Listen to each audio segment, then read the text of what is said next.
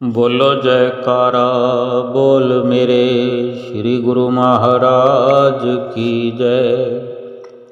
सभी गुरुमुख प्रेमियों से सप्रेम जय सच्चिदानंद। आयु की स्वर्णिम व उन्माद युक्त घड़ियों में यौवन मस्ती में भर देने वाली पुष्पों की सुंदरता और सुगंध सुबह सवेर के सुखद आगमन का प्रतीक, भोर का तारा, ऋतुओं में रंग भरने वाला बसंत, रात्रि की शोभा को बढ़ाने वाला चांद, ये सब अपने अपने विभागों में आनंद के प्रदाता हैं। अपने अपने प्रकार का आनंद इन सब से प्राप्त होता है। इनका आगमन ही आनंदकारी तथा सुखद है। इनका नाम लेने मात्र से ही एकदम मुंह से निकलता है कि ओहो कितना सुंदर है, कितना माधुर्य है, कितनी मधुर सुगंध है, कितनी प्यारी भोर है, कितना सुहावना मौसम है। पूर्णिमा के चांद से रात जो है नशीली बन रही है। ये इस आनंद शब्द ने हर प्राणी के हृदय में हलचल मचा रखी है। आनंद क्या है, इस पर महापुरुष अपने वचनों से समझा रहे हैं कि जीवन के आनंद को प्राप्त करने के लिए प्रत्येक प्राणी लालायित रहता है और हर प्रकार से, जैसे सुबह सवेरे का आना, बसंत ऋतु का आना, सुबह सुबह की भोर का तारा, ये अपने अपने प्रकार से आनंदित करने वाले एक दृश्य हैं।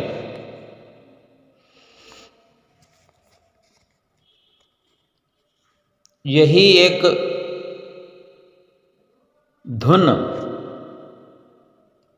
आनंद प्राप्त करने के लिए जो लालसा बनी है इंसान की, बनी रहती है, यही धुन हृदय की पुकार तथा अंतरात्मा की खोज में सवार रहती है कि दुख चिंता से मुक्ति मिले और आनंद से जीवन व्यतीत हो जाए। सोचिए और विचार कीजिए कि आनंद क्या वस्तु है, क्या है ये आनंद जो ढूंढने पर भी नहीं मिलता। ये आनंद ऐसी क्या वस्तु है जो ढूंढने से नहीं मिलती।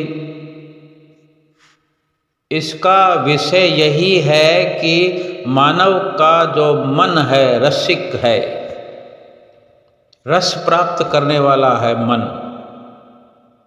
इसे नीरसता बिल्कुल अच्छी नहीं लगती। चित्त आकर्षक विमोहक दृश्यों और पदार्थों की ओर ये अपने आप ही आकर्षित हो जाता है, भाग भाग कर जाता है। किसी नई और अनोखी वस्तु को देखकर मोहित हो जाता है, नित्य नई वस्तुओं और नई इच्छाओं की पूर्ति में जुटा रहता है। 5 ज्ञान इंद्रियां तथा 5 कर्म इंद्रियां और मन के वशीभूत होकर ये सदा किसी न किसी रस में लीन रहता है। वो वस्तु भी यही है जो इसे हर समय पागल बनाए रखती है।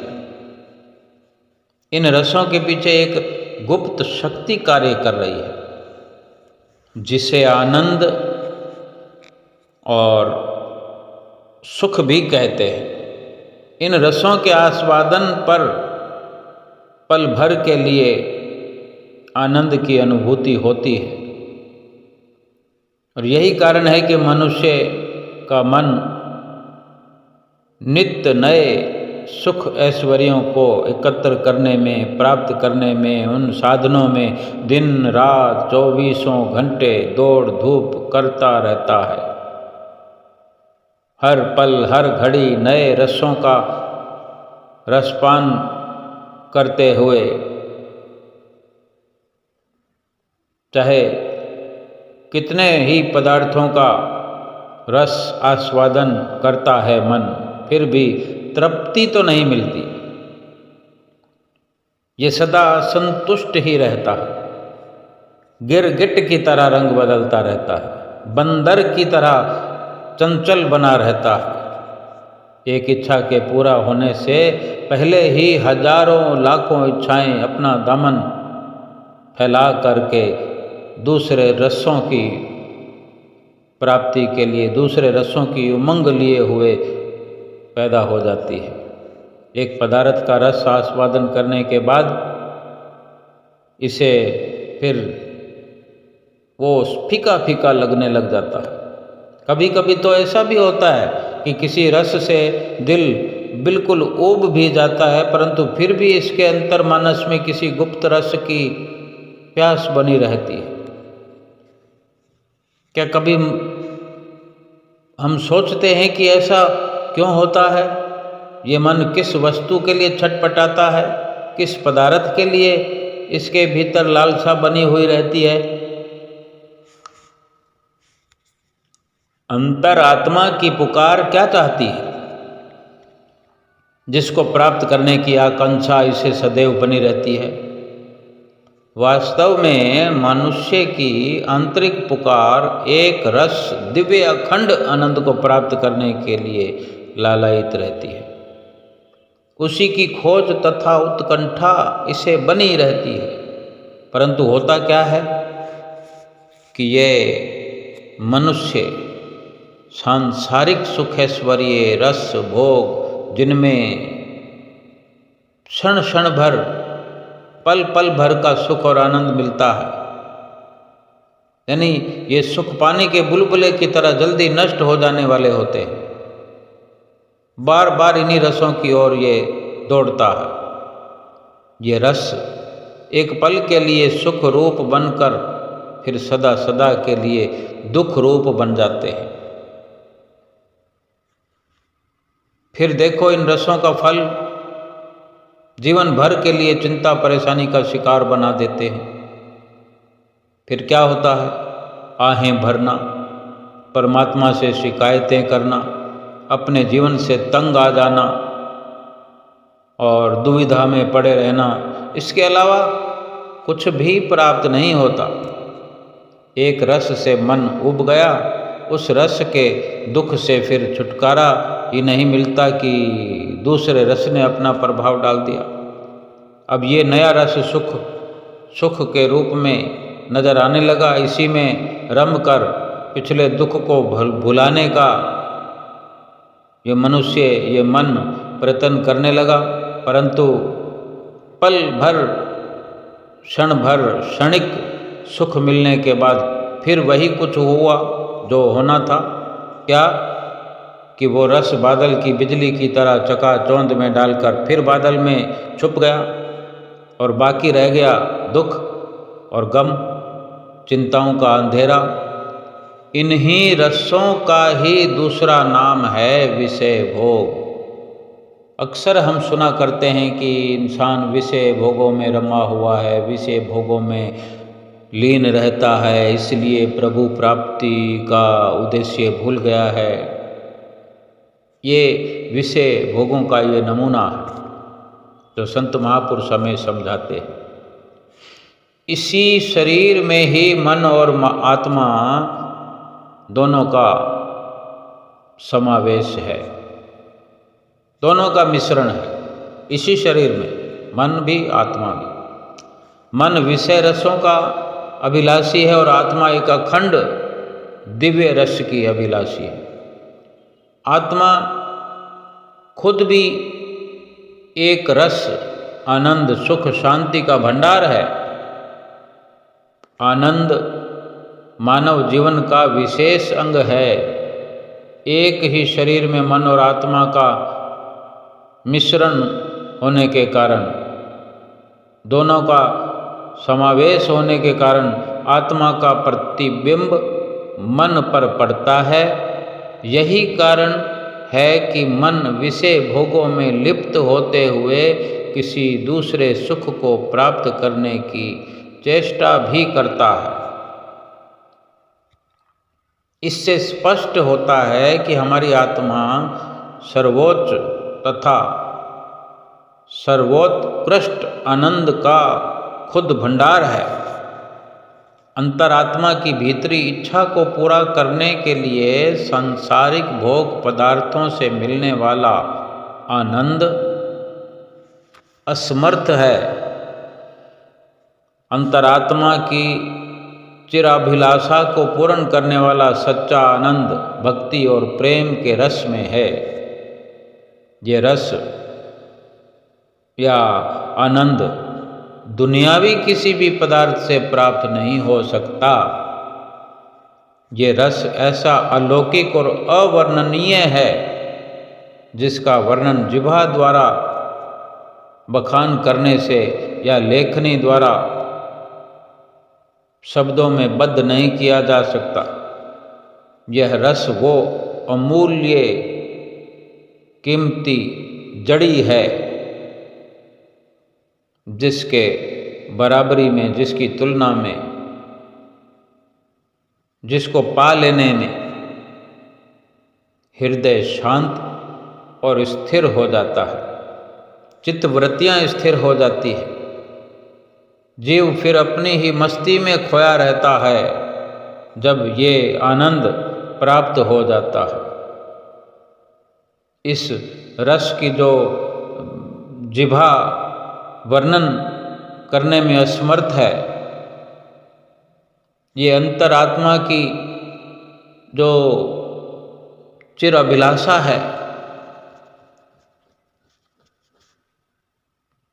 बड़े लंबे समय से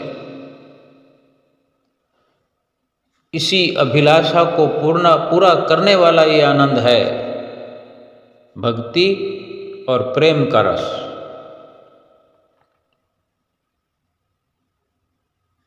फिर जब ये रस मिलता है, मिल जाता है, मिलने लगता है, तो इंसान अपनी मस्ती में खोया रहता है। फिर उसे न चिंता, न कलेश, न कल्पना, न ईर्ष्या, न द्वेष आदि नजर ही नहीं आते, महसूस ही नहीं कर पाता।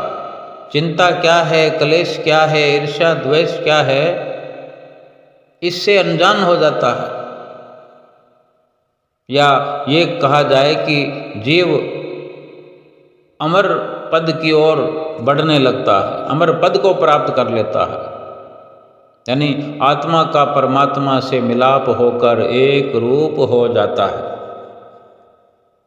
ध्यान देने के लायक बात है यही कि कहाँ तो विकारों की आग में झुलस कर आदि व्याधि उपाधि का शिकार बनना, और कहाँ इन तीनों पापों से छुटकारा पाकर एक अखंड आनंद में सुखमयी जीवन व्यतीत करना।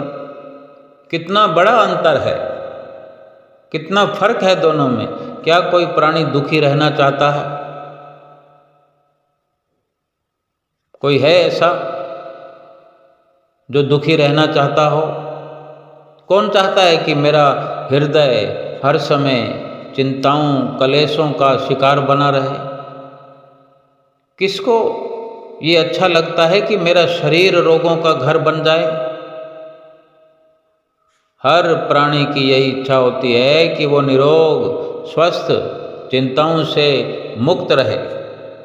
ऐसी आंतरिक इच्छा होने पर भी ना जाने सुखी मार्ग को, सुख वाले रास्ते को अपनाता क्यों नहीं इंसान। ये महापुरुषों को अफसोस होता है कि चाहता कुछ है इंसान और करता कुछ है। इसी दिव्य आनंद की खोज में और सुखी बनने के लिए तपीश्वर तप से, ज्ञानी ज्ञान से, ऋषि मुनि विषयों से विराग धारण कर प्रभु चिंतन से तथा योगी योग बल से प्राप्त करने में इसको लगे हुए हैं, लगे रहते हैं। इसी दिव्य आनंद की खोज के लिए महात्मा गौतम बुद्ध ने सांसारिक सुख ऐश्वर्यों से मोह मोड़ा। राजपाट, महल, माड़ियाँ, रानियाँ, दासियाँ और सारे मायावी सुख ऐश्वर्यों के साधनों को ठुकराया और कई आनंद के अभिलाषियों ने विषय रसों का त्याग करके कठिन से कठिन साधनाएं करी। ये सब एक ही मंजिल के अलग अलग साधन हैं, जिनमें अधिक यातनाओं को झेलना पड़ता है। जप, तप, संयम साधन करने का मतलब केवल दिव्य अखंड आनंद की खोज है। इसकी खोज करनी तो आवश्यक है कि इस आनंद को प्राप्त करने का कोई सुगम मार्ग है।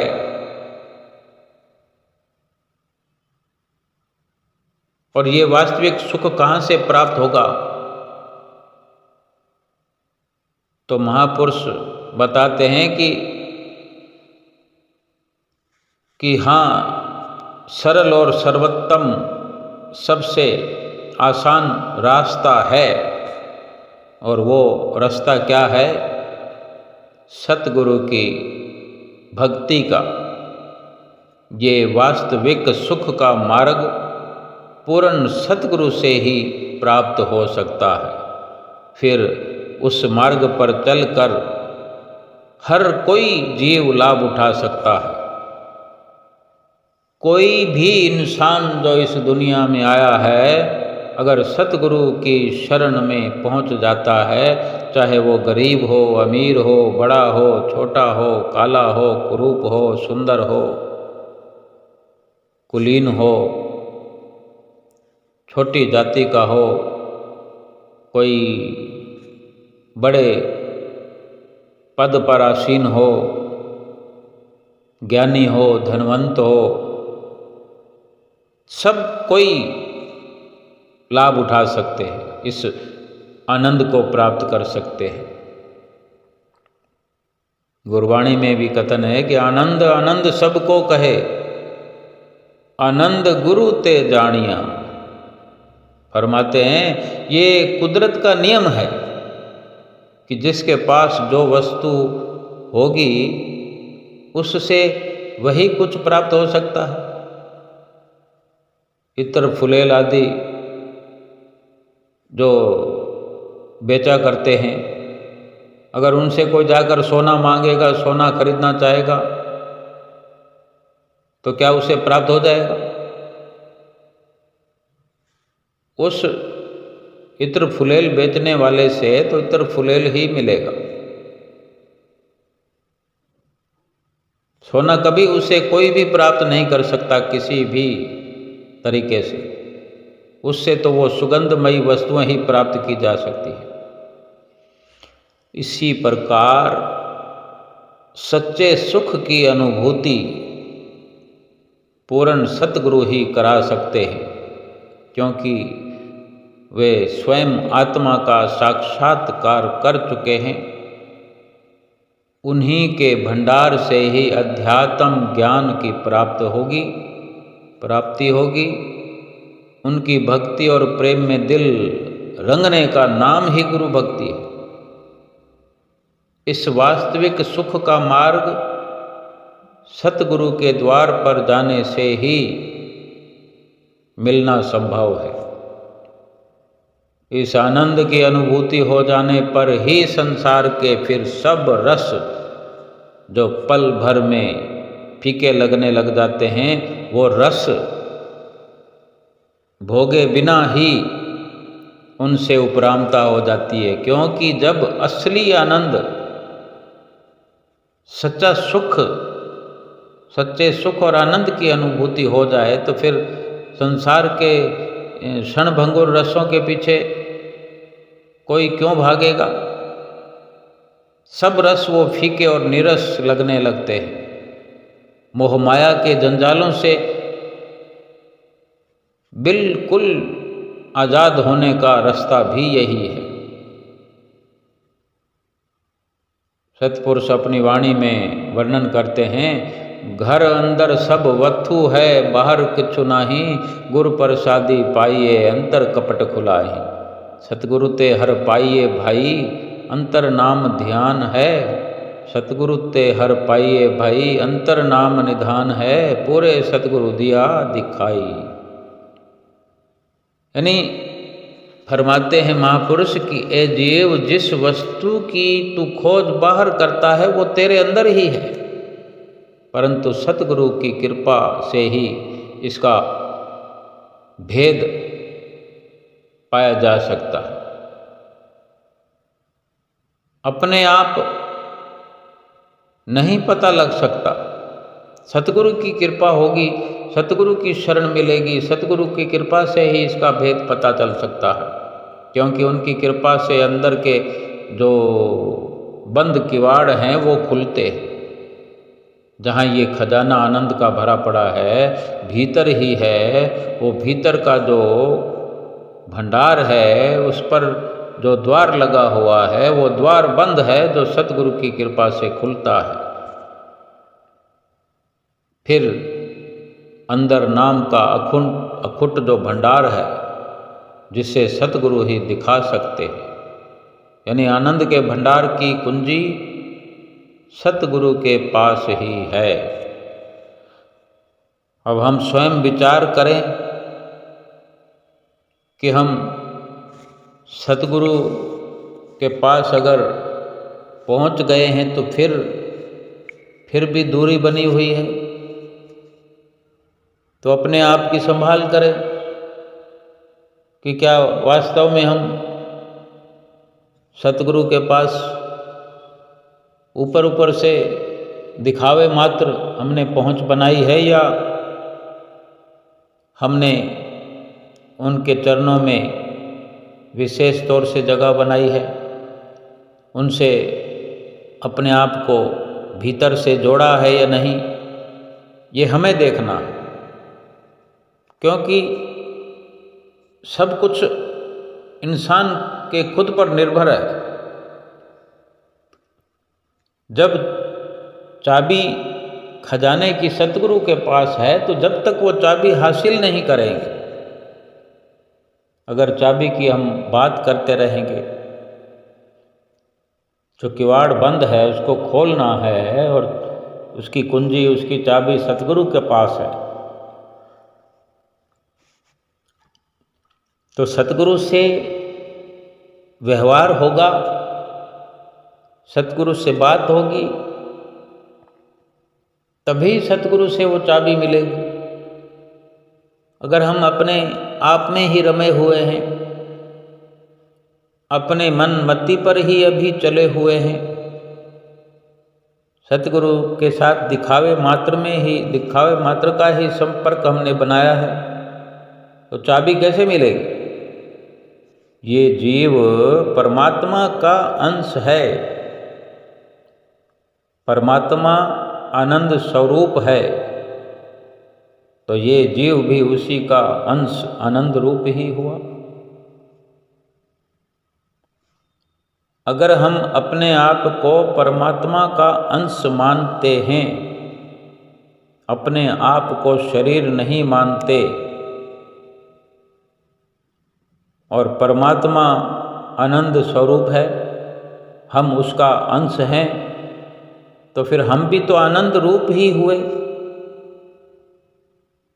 परंतु वास्तव में ऐसा क्यों नहीं? वो इसलिए नहीं कि जब ये जीव संसार में आता है तो यहाँ की रचना जो माया से लबरेज है, जब इंसान सृष्टि में, संसार में कदम रखता है तो यहाँ जितनी भी रचना होती है से माया से रची पची हुई है, और उस रचना में आकर के ये जीव भी माया का रूप बन जाता है। मन जीव को धोखे में डालकर तुच्छ रसों से आत्मा की मांग पूरी करना चाहता है। ऐसे ऐसे स्वप्न दिखाता है मन। आत्मा की मांग सच्चे सुख और आनंद की है, लेकिन मन इसको संसार के ये मायावी क्षण भंगुर सुखों की ओर ले जाता है, भटकाता है, और उन्हीं से आत्मा की मांग को पूरी करना चाहता है। मन ये कपटमयी खेल अनेक जन्मों से आत्मा के साथ खेलता रहा है और अब भी खेल रहा है। जिस प्रकार शरीर में किसी घातक रोग के कीटाणु 2-4 भी प्रवेश कर जाए, कोई संक्रामक रोग के कीटाणु चाहे 2-4 ही दाखिल हो जाए शरीर में, शरीर पर उस रोग के फिर निशान दिखाई देने लग जाते हैं। यदि शरीर की ओर ध्यान ही नहीं दिया जाए तो वह कीटाणु फिर हजारों लाखों करोड़ों होकर के शारीरिक स्वास्थ्य और सुंदरता को नष्ट भ्रष्ट कर देते हैं। फिर वो रोग लाइलाज हो जाता है। अगर किसी चिकित्सक की, किसी सफल डॉक्टर की चिकित्सा ना मिले, यानी उस असाध्य रोग की चिकित्सा इलाज किसी अच्छे डॉक्टर से करवाना जरूरी हो जाता है। इसी प्रकार माया के कीटाणुओं ने बढ़ करके जीवात्मा को इतना गहरा रोग लगा दिया है जिससे अपने आत्मिक आनंद का ध्यान ही भूल गया है। स्वयं आनंद का भंडार होकर भी आत्मा उस आनंद का अनुभव नहीं कर रही। इस मानसिक अथवा आत्मिक असाध्य रोग की चिकित्सा के लिए आत्मिक वैद्य, आत्मा को ठीक करने वाले वैद्य जो हैं वो संत सतगुरु हैं, उनके पास जाना ही पड़ेगा और वही इस असाध्य रोग का पूरा खात्मा कर सकते हैं, नाश कर सकते हैं, वही समर्थ है।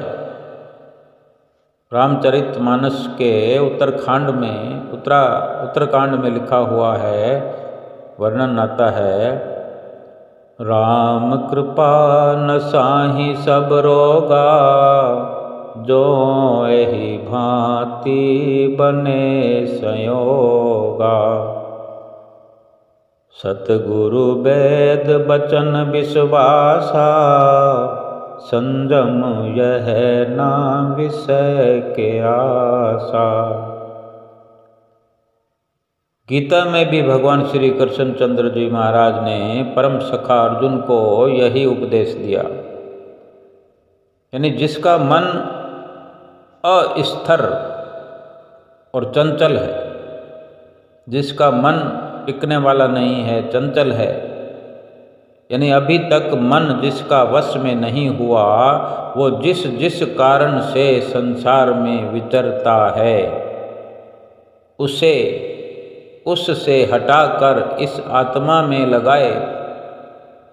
क्योंकि जिसका मन अच्छी तरह से शांत है और पाप रहित है, जिसका रज्जोगुण शांत हो गया है, ऐसे सच्चिदानंद घन ब्रह्म के साथ एकीकरण हुए जीव को अति उत्तम आनंद प्राप्त होता है। जैसे कि पहले भी जिक्र हुआ कि दिव्य आनंद के प्रदाता सतगुरु पार ब्रह्म परमेश्वर जो वक़्त के संत सतगुरु बन करके धरा धाम पर अवतरित हुए, इस वक़्त के पूर्ण सतगुरु दिव्य आनंद के प्रदाता है और उन्हीं की शरण संगति से ही वास्तविक एक रस आनंद की प्राप्ति होगी। उस एक रस की यानी भक्ति और प्रेम से, प्रेमा भक्ति से जो एक रस प्राप्त होता है फिर अनेक अनेक संसारिक रसों से छुटकारा हो जाता है। संत सतगुरु मालिक के अगर दूत और पथ प्रदर्शक तथा आत्म आनंद के धनी होते हैं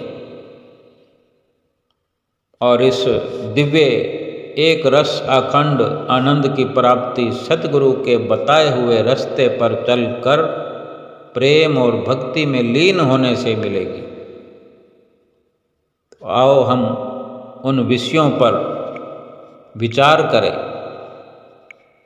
बल्कि गहरा विचार करें जिन रास्तों से हमें गुजरना है, यानी परमात्मा की कृपा, अमूल्य जन्म की प्राप्ति के साथ साथ जीवन का पर्यवेक्षण करते हुए लक्ष्य पर पहुंचने का प्रयत्न करें। यानी सतगुरु के अनमोल वचनों पर अमल करने की एक अच्छी शुरुआत करें। लगन से अपना कीमती वक़्त सतगुरु के वचनों पर अमल करके खर्च करें और सतगुरु की भरपूर प्रसन्नता प्राप्त करके सच्चे सुख और आनंद को प्राप्त करें। बोलो जयकारा बोल मेरे श्री गुरु महाराज की जय।